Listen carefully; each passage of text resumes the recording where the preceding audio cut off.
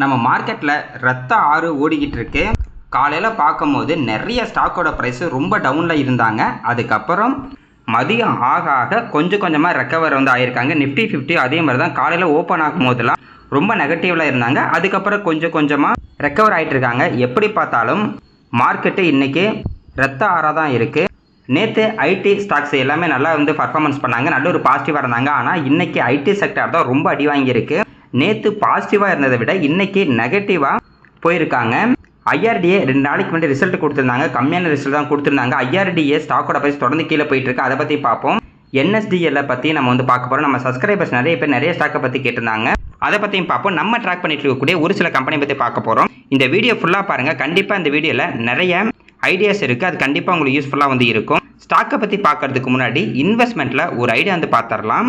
Stock மார்க்கெட்டில் investment பண்ணுற நிறைய பேர் என்ன யோசிச்சுட்டு இருப்பாங்கன்னா, மார்க்கெட்டு அவங்கள ஃபாலோ பண்ணுது அந்த மாதிரி நினச்சிட்டு இருப்பாங்க. அதாவது அவங்க ஒரு ஸ்டாக்கை வாங்கினோடனே அந்த ஸ்டாக்கோட ப்ரைஸ் கீழே போகும். அதே மாதிரி அவங்க ஒரு ஸ்டாக்கை விற்றதுக்கப்புறம் அந்த ஸ்டாக்கோட ப்ரைஸ் மேலே போகும். இது பார்த்தீங்கன்னா எல்லாத்துக்கும் நடந்திருக்கும். எனக்கு ஒரு சில டைம் நான் மார்க்கெட்டில் புதுசாக நினைப்பேன்னா, கரெக்டாக நான் போய் ஒரு ஸ்டாக்கை வாங்குவேன். வாங்கின உடனே அந்த ஸ்டாக்கோட ப்ரைஸ் அப்படியே கீழே போயிடும். ஓகே, லாபம் போதும். இல்லை நெகட்டிவில் ஒரு சில ஸ்டாக்கை நம்ம விற்றோம் அப்படின்னா மறுபடியும் பார்த்தீங்கன்னா அந்த ஸ்டாக்கோட ப்ரைஸ் நம்ம விற்றதுக்கப்புறம் சடனாக இன்க்ரீஸ் ஆக ஆரம்பிச்சிடும். ஒருவேளை மார்க்கெட் நம்ம நோட் பண்ணிக்கிட்டு இருக்கோம் அப்படின்ற மாதிரி நமக்கே தோணும். ஆனால் அப்படிலாம் கிடையாதுங்க. மார்க்கெட்டை பொறுத்த வரைக்கும் நம்மளை பற்றி எதுவுமே அதுக்கு தெரியாது. மார்க்கெட்டை அது என்ன பண்ணணும்னா மேலே போகும், கீழே வரும்.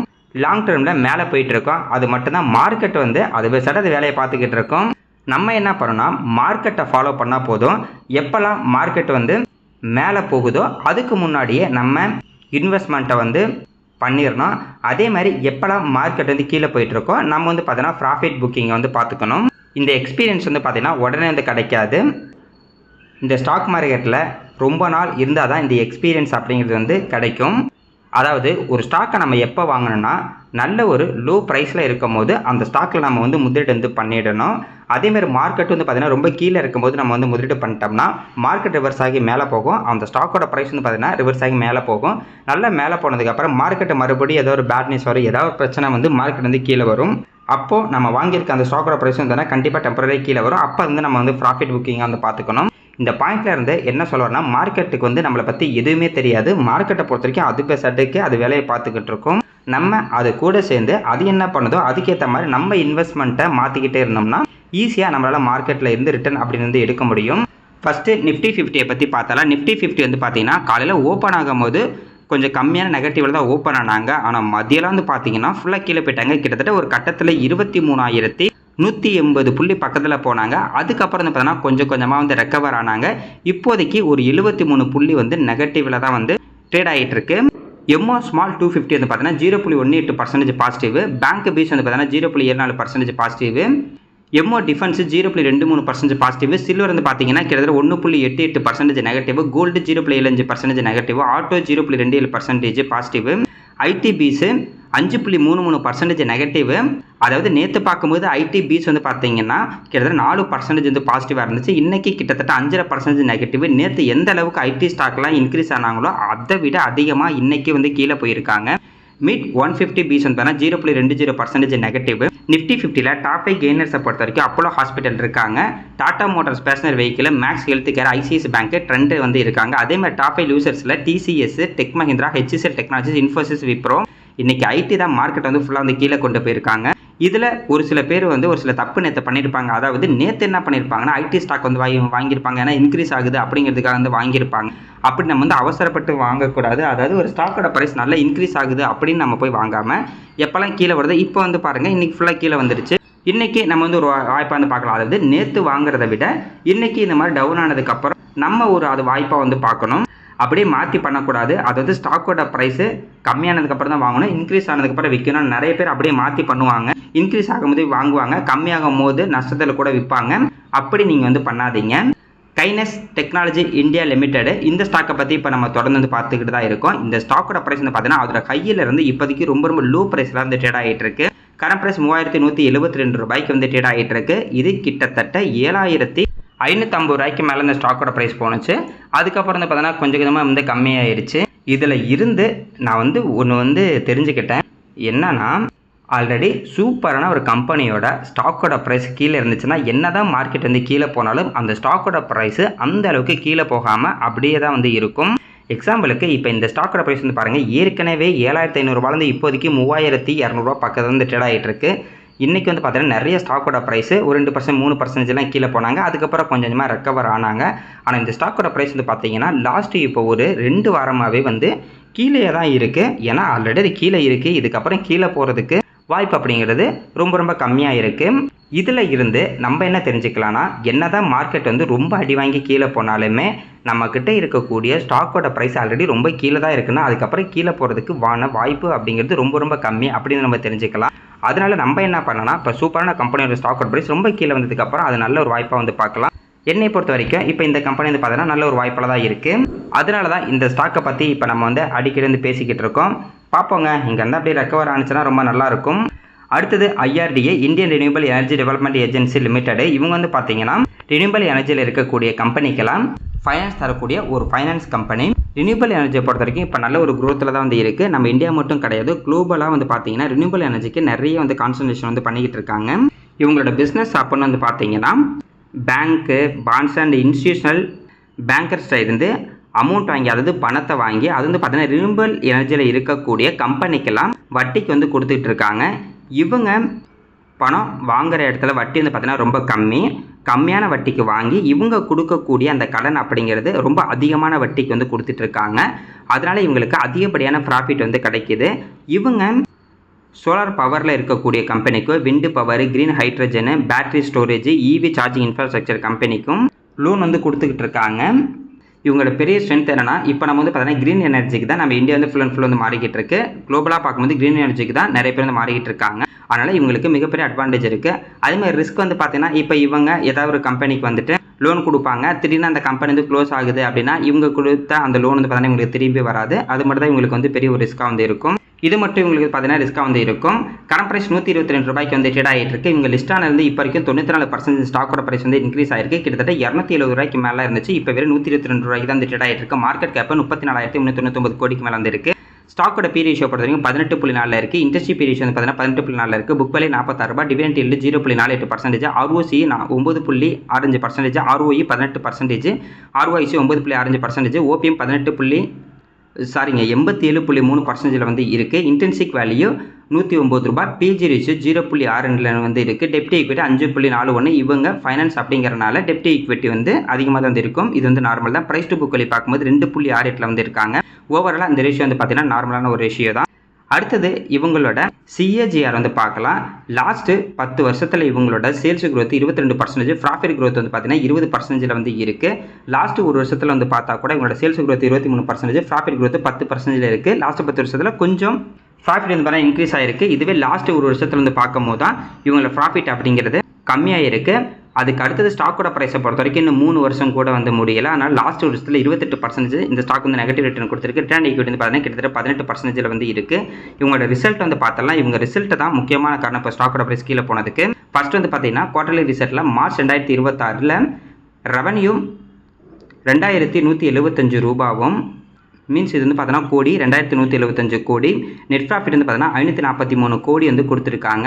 இதுவே போன குவார்ட்டரில் 2130 கோடி ரெவன்யூவும் நெட் ப்ராஃபிட் வந்து பார்த்தீங்கன்னா 585 கோடி வந்து கொடுத்துருக்காங்க. இதுவே போன வருஷம் மார்ச் 2025 நெட் ப்ராஃபிட் வந்து 502 கோடி வந்து கொடுத்துருக்காங்க. அதனால் இயர் அண்ட் இயர் கம்பேர் பண்ணாலும் சரி, குவார்டர் அண்ட் குவார்ட்டர் கம்பேர் பண்ணாலும் சரி, இந்த தடவை உங்கள் ரிசல்ட் அப்படிங்கிறது ரொம்ப கம்மியாக இருக்குது. இதனால தான் இந்த ஸ்டாக்கோட ப்ரைஸ் இப்போ 2-3 நாள் பார்த்தீங்கன்னா கீழே போயிட்டுருக்கு.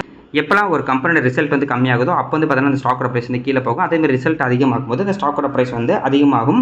ஆனால் இவங்க வந்து நல்ல ரிசல்ட் தான். 493 கோடி அப்படிங்கிறது நல்ல ஒரு பாசிட்டிவான ஒரு ரிசல்ட் தான். இருந்தாலும் quarter and quarter, year and year check பண்ணும்போது கம்மியாக இருக்கனால தான் இந்த ஸ்டாக்கோட ப்ரைஸ் இப்போ வந்து கீழே போயிருக்கு.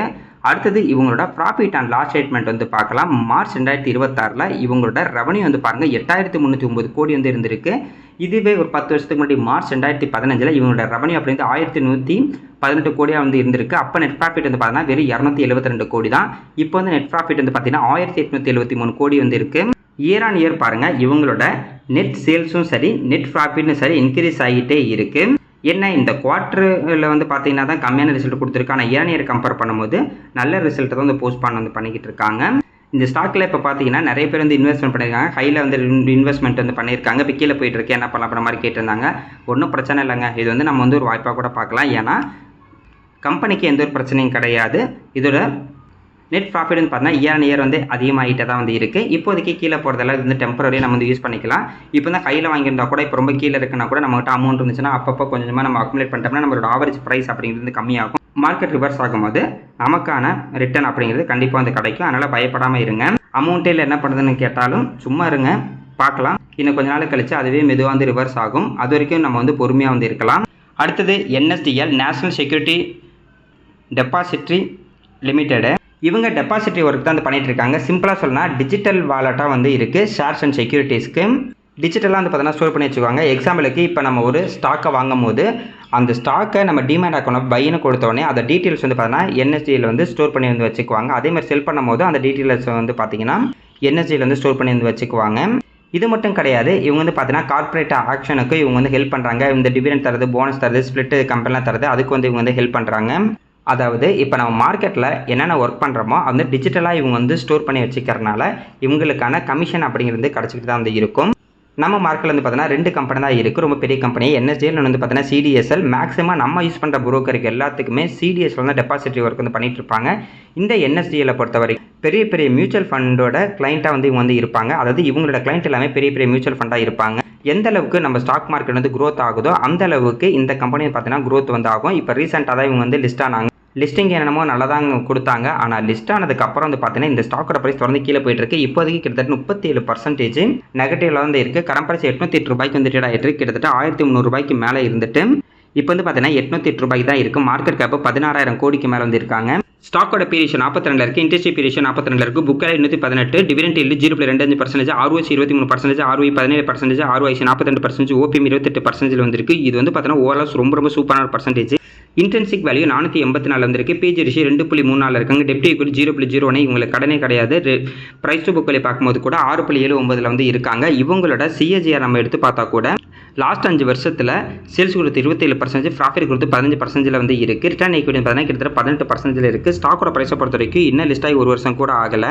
இவங்களோட பர்ஃபார்மன்ஸ் வந்து பார்த்தீங்கன்னா ரொம்ப சூப்பராக தான் இருக்குது. இருந்தாலும் இந்த ஸ்டாக்கோட ப்ரைஸ் வந்து கீழே போய்கிட்டே இருக்குது. அடுத்தது இவங்களோட ப்ராஃபிட் அண்ட் லாஸ் ஸ்டேட்மெண்ட் வந்து பார்க்கலாம். மார்ச் 2020 இவங்களோட சேல்ஸ் 326 கோடி, நெட் ப்ராஃபிட் வந்து பார்த்தீங்கன்னா 125 கோடியாக வந்து இருக்குது. இதுவே மார்ச் 2026 இவங்களோட சேல்ஸ் 1530 கோடியாக, நெட் ப்ராஃபிட் வந்து பாருங்கள் 380 கோடியாக வந்து இருக்குது. இவங்களோட EPSம் வந்து பார்த்தீங்கன்னா கூட தொடர்ந்து இன்க்ரீஸ் ஆகிட்டு தான் இருக்குது. அதாவது கம்பெனியோட பர்ஃபார்மன்ஸ் நல்லா இருக்குது. ஆனால் ஸ்டாக்கோட ப்ரைஸ் வந்து கீழே போயிட்டு இருக்கு. பார்ப்போம் இன்னும் எவ்வளோ தூரம் கீழே போகுதோ போயிட்டு போகுது. இருந்தாலும் இந்த ஸ்டாக் ஏன் கீழே போகுது அப்படின்னா இவங்களோட க்ரோத் அப்படிங்கிறது ரொம்ப ஸ்லோவாக இருக்குது. அதுக்கப்புறம் வந்து பார்த்தீங்கன்னா லிஸ்ட் ஆனதுக்கப்புறம் இவங்களோட வேல்யூஷன் அப்படிங்கிறது ரொம்ப அதிகமாக இருந்துச்சு. அதுவும் இல்லாமல் ரொம்ப முக்கியமாக கவனிக்க வேண்டியது இந்த NSDL பொறுத்த வரைக்கும் ஏதோ டெக்னிக்கல் இஷ்யூ இருந்தது அப்படின்ற மாதிரி இந்த வருஷத்தோட ஃபர்ஸ்ட் வந்து சொல்லியிருந்தாங்க.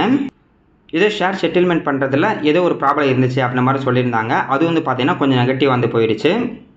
அதனால இந்த ஸ்டாக்கோட ப்ரைஸ் வந்து கீழே வந்துட்டு இருக்கு. அடுத்தது இவங்களோட ஷேர் ஹோல்டிங் பேட்டர்ன் வந்து பார்க்கலாம். FIA பொறுத்த வரைக்கும் 14.40% ஷேர் ஹோல்டிங்க்கு, D8 வந்து பார்த்தீங்கன்னா 37.64%, ரீட்டைல் பீப்பிள்கிட்ட பப்ளிக்ட்ட வந்து பார்த்தீங்கன்னா கிட்டத்தட்ட 47.96% ஷேர் ஹோல்டிங் இருக்குது. இதில் 15% வந்து பார்த்தீங்கன்னா NSCA வந்து இருக்கும். ஏன்னா NSE தான் இந்த கம்பெனியோட பேரண்ட்டாக வந்து இருக்காங்க. பார்க்கலாங்க.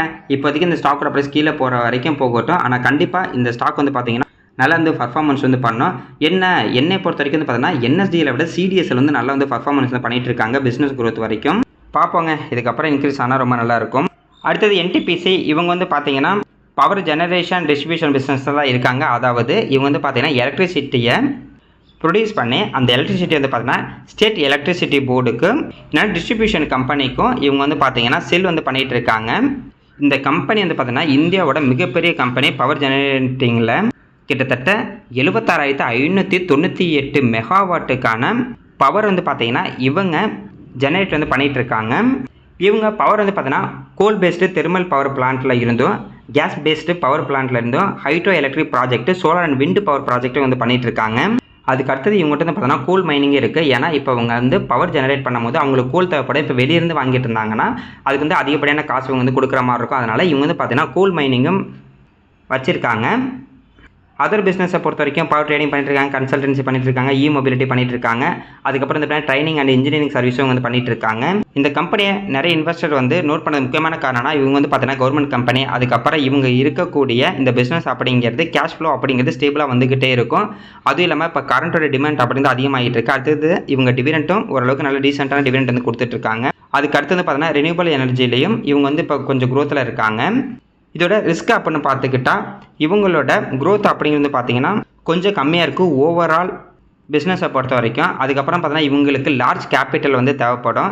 அதுக்கடுத்து இவங்களோட மிகப்பெரிய பிஸ்னஸ் வந்து பார்த்தீங்கன்னா கோலை வச்சு தான் இவங்க வந்து பண்ணிட்டு இருக்காங்க. அது கோல் வச்சு தான் இவங்களோட எலக்ட்ரிசிட்டி வந்து ப்ரொடியூஸ் பண்ணிட்டு இருக்காங்க. அதுவும் கொஞ்சம் நெகட்டிவாக இருக்கும். அதுக்கு அடுத்தது பார்த்தீங்கன்னா ரினியூவபிள் எனர்ஜியை பொறுத்த வரைக்கும் ஏதாவது பாலிசி வந்து சேஞ்ச் ஆகுது அப்படின்னாலும் இவங்களோட பிஸ்னஸ் வந்து பார்த்தீங்கன்னா அஃபெக்ட் ஆகிறதுக்கு நிறைய வாய்ப்பு இருக்குது. கரண்ட் பிரைஸ் 368 ரூபாய்க்கு வந்து ட்ரேட் ஆகிட்டு இருக்கு. லாஸ்ட் 5 வருஷத்தில் 229% ஸ்டாக்கோட பிரைஸ் வந்து இன்க்ரீஸ் ஆயிருக்கு. மார்க்கெட் கேப்பை பொறுத்த வரைக்கும் 3,56,000 கோடிக்கு மேலே இருக்குது. ஸ்டாக்கோட பீரியோ 13 இருக்குது. இண்டஸ்ட்ரி பீரியோ 28 இருக்குது. Book value 210, dividend yield 2.25%, ROC 8.33%, ROE 14%, ROIC 12.9%, OPM 28.2% வந்திருக்கு. இன்டென்சிவ் விலை பொறுத்த வரைக்கும் 239 இருக்குது. பிஜி ரேஷியோ 0.78, டெப்டி ஈக்விட்டி 1.33 வந்திருக்காங்க. பிரைஸ் டு புக் வேல்யூ பார்க்கும்போது 1.75 வந்து இருக்காங்க. இவங்களோட CAGR பொறுத்த வரைக்கும் லாஸ்ட் 10 வருஷத்தில் சேல்ஸ் growth 10%, ப்ராஃபிட் growth வந்து பார்த்தீங்கன்னா கிட்டத்தட்ட 10% இருக்குது. ஸ்டாக்கோட பிரைஸ் அதுக்கு ஈக்குவலாக வந்து பார்த்தீங்கன்னா வருஷம் லாஸ்ட் 10 வருஷமாக 12% வந்து இன்க்ரீஸ் ஆகிட்டு இருக்கு. ரிட்டர்ன் ஈக்விட்டி வந்து பார்த்தீங்கன்னா கிட்டத்தட்ட 12% வந்து இருக்குது. அடுத்தது இவங்களோட ப்ராஃபிட் அண்ட் லாஸ் ஸ்டேட்மெண்ட் வந்து பார்க்கலாம். மார்ச் 2015 சேல்ஸ் வந்து பார்த்தீங்கன்னா 79,957 கோடி, நெட் ப்ராஃபிட்டாக வந்து 9,992 கோடி வந்து கொடுத்துருக்காங்க. இதுவே மார்ச் 2026 இவங்களோட சேல்ஸ் 1,87,385 கோடியாக, நெட் ப்ராஃபிட் வந்து பாருங்கள் 27,546 கோடி வந்து கொடுத்துருக்காங்க. இயர் ஆன் இயர் பார்த்தா கூட இவங்களோட சேல்ஸும் சரி நெட் ப்ராஃபிட்டும் சரி அதிகமாகிட்டே இருக்குது. ரொம்ப சூப்பராக வந்து பார்த்தீங்கன்னா பர்ஃபார்மன்ஸ் பண்ணிகிட்டு இருக்காங்க. அடுத்தது இவங்களோட ஷேர் ஹோல்டிங் பேட்டர்ன் வந்து பார்க்கலாம். ப்ரொமோட்டர்ட்டாக 51%, எஃப்ஐட் வந்து பார்த்தீங்கன்னா 16.54%, டிஏ பொறுத்த வரைக்கும் 29.13% ஷேர் ஹோல்டிங் இருக்குது. கவர்மெண்ட்டோட 0.12%, ரீட்டைல் பீப்புள்கிட்ட வந்து பாருங்கள் வெறும் 3.10% தான் ஷேர் ஹோல்டிங் இருக்குது. அந்த அளவுக்கு ரொம்ப சூப்பரான ஒரு கம்பெனி. டிவிடெண்டை பொறுத்த வரைக்கும் வருஷத்துக்கு 3 தடவை இவங்க டிவிடெண்ட் கொடுத்துட்டு இருக்காங்க. ஜனவரி, செப்டம்பர், நவம்பர். இப்போ 2026 ஒரு ஷேருக்கு ₹2.75 பிப்ரவரி மாதம் வந்து டிவிடெண்ட் கொடுத்துருக்காங்க. அடுத்த டிவிடெண்ட் செப்டம்பர், நவம்பர் மாதம் வரதுக்கு நிறைய வாய்ப்பு இருக்குது. போனஸை பொறுத்த வரைக்கும் 2019 1:5 அப்படிங்கிற ஒரு போனஸ் கொடுத்துருந்தாங்க. அதாவது 5 ஷேர் இருந்துச்சுன்னா அவங்க ஒரு ஷேர் வந்து போனஸாக கொடுத்துருப்பாங்க. ஸ்பெட் எதுவும் தரல. ஆனால் இந்த கம்பெனி வந்து பார்த்தீங்கன்னா ரொம்ப சூப்பரான கம்பெனி. நல்ல ஒரு பர்ஃபார்மன்ஸில் வந்து இருக்காங்க. லாஸ்ட் ஒரு வருஷத்தில் ஒரு ஷேருக்கு ₹8.85 வந்து பார்த்தீங்கன்னா டிவிடெண்ட் வந்து கொடுத்துருக்காங்க. பார்க்கலாங்க இதோட பர்ஃபார்மன்ஸ் எப்படி இருந்தால் இன்னும் வந்து ஸ்டாக்கோட ப்ரைஸை அப்படியே மெதுவாக ஸ்டேபிளாக வந்து அதிகமாகிறதா ஒரு வாய்ப்பு இருக்குது. நம்ம ஒரு கம்பெனியில் முதலீடு பண்ணும்போது இந்த மாதிரி சூப்பரான கம்பெனியில் வந்து முதலீடு வந்து பண்ணணும். அதுவும் இல்லாமல் எப்போல்லாம் டெம்பரவரியாக இந்த ஸ்டாக்கோட ப்ரைஸ் வந்து பார்த்தீங்கன்னா ரொம்ப கீழே வருதோ அப்போ நம்ம அது வாய்ப்பை வந்து யூஸ் பண்ணிக்கணும். ஆனால் இந்த கம்பெனியில் பெரிய பிரச்சனை 2008 இருந்து கிட்டத்தட்ட 2023 வரைக்குமே இந்த ஸ்டாக்கோட ப்ரைஸ் வந்து கீழே தான் இருந்துச்சு. அதாவது 2008 ஹையில் யாராவது ஒரு ₹200 மேலே போணுச்சு அப்போ வாங்கியிருந்தாங்கன்னா அந்த ஹையை அதை கிராஸ் பண்ணுறதுக்கே கிட்டத்தட்ட 16 வருஷம் ஆயிருக்கும். அதையும் நீங்கள் வந்து நோட் பண்ணி வந்து பார்த்துக்குங்க. பார்ப்போங்க, இன்றைக்கி மார்க்கெட் வந்து கீழே தான் இருக்குது. நாளைக்கு பாசிட்டிவாக இருந்தால் ரொம்ப நல்லாயிருக்கும். வெயிட் பண்ணி வந்து பார்ப்போம்.